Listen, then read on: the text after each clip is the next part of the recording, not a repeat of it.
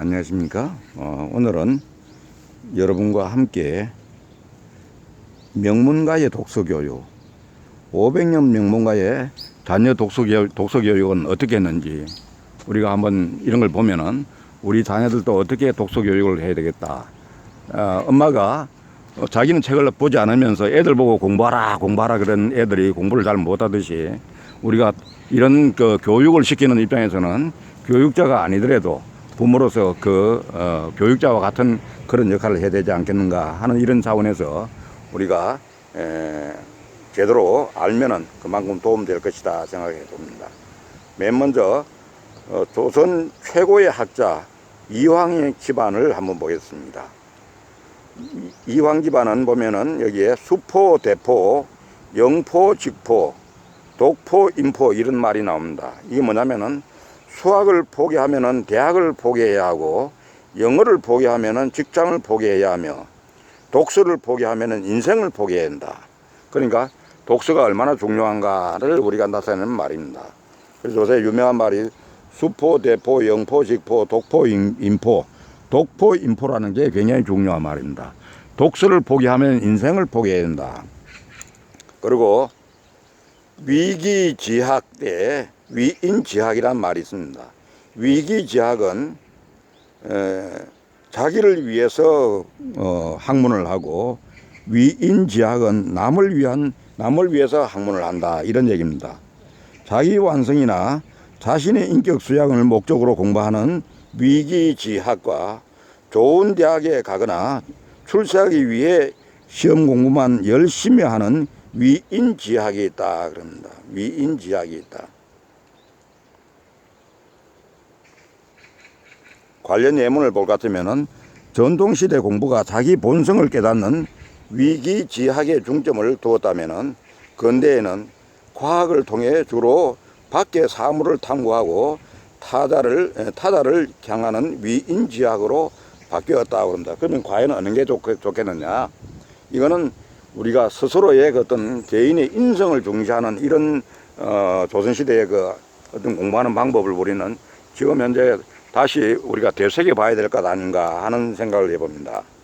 그래서 어떻게 보면은 남과 비교하지 않고 내 스스로의 인품을 제대로 갖추면은 언제든지 사회나 국가가 원하는 그런 인재로 등용될 수 있다고 하는 그런 얘기가 말하면은 자기 완성, 자신의 어떤 인격 수양, 인성 향상 여기에 목적을 둬야 된다 하는 얘기입니다. 그래서 공부를 잘 한다고 소문이 났던 태계지만은 과거 시험에는 예를 들면 3번이나 떨어졌다고 그럽니다. 마침내 그가 과거 시험에 합격한 것은 34세 때였는데 퇴계는 위기지학을 아주 중요하게 생각했다 이렇게 얘기합니다. 위기지학의 기자는 몸기자, 자기를 얘기합니다. 나를 구하는 영웅 이순신과는 어떤가 한번 보겠습니다. 시음이란 마음이 서로 통하는 친한 벗을 얘기합니다. 이 말은 참 예쁜 말 같습니다. 옛말에 충신을 구하려거든 반드시 효자 가문에서 구하라 이런 얘기를 합니다.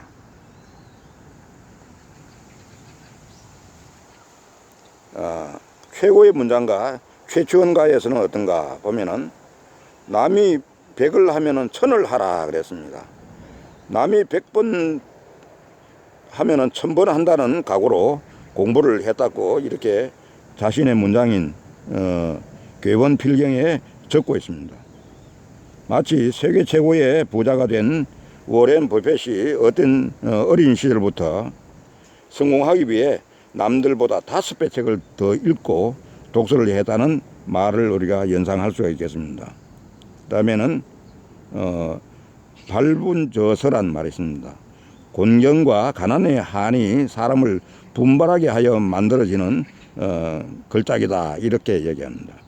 그 다음에 우리나라 스승의 원조인 김굉필과는 어떤가 한번 보겠습니다.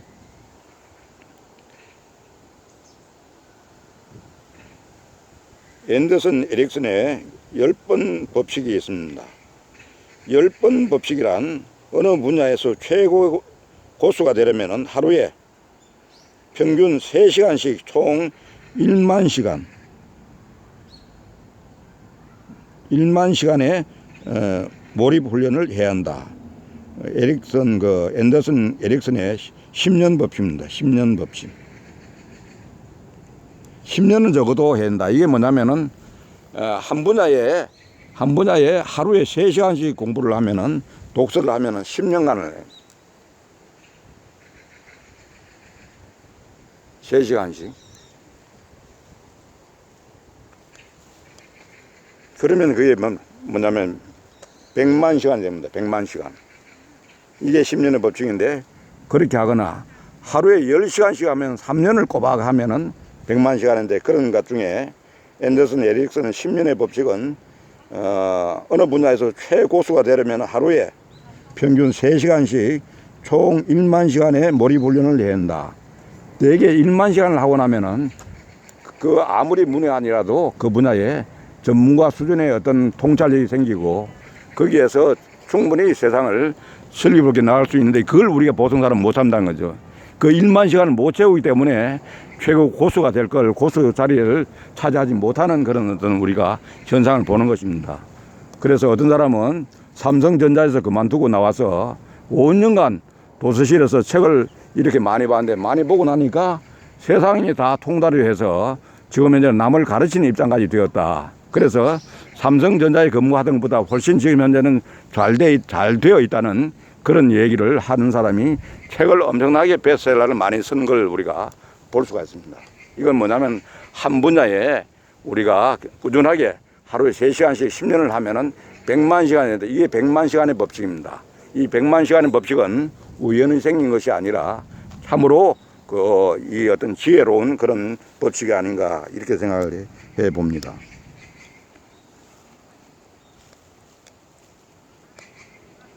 그리고 현재 10분의 1 이 책을 우리가 읽었는데, 장이 거듭될수록 인물들의 상황이나 배경이 다를 뿐이지 포인트는 비슷하다고 이렇게 볼 수가 있습니다.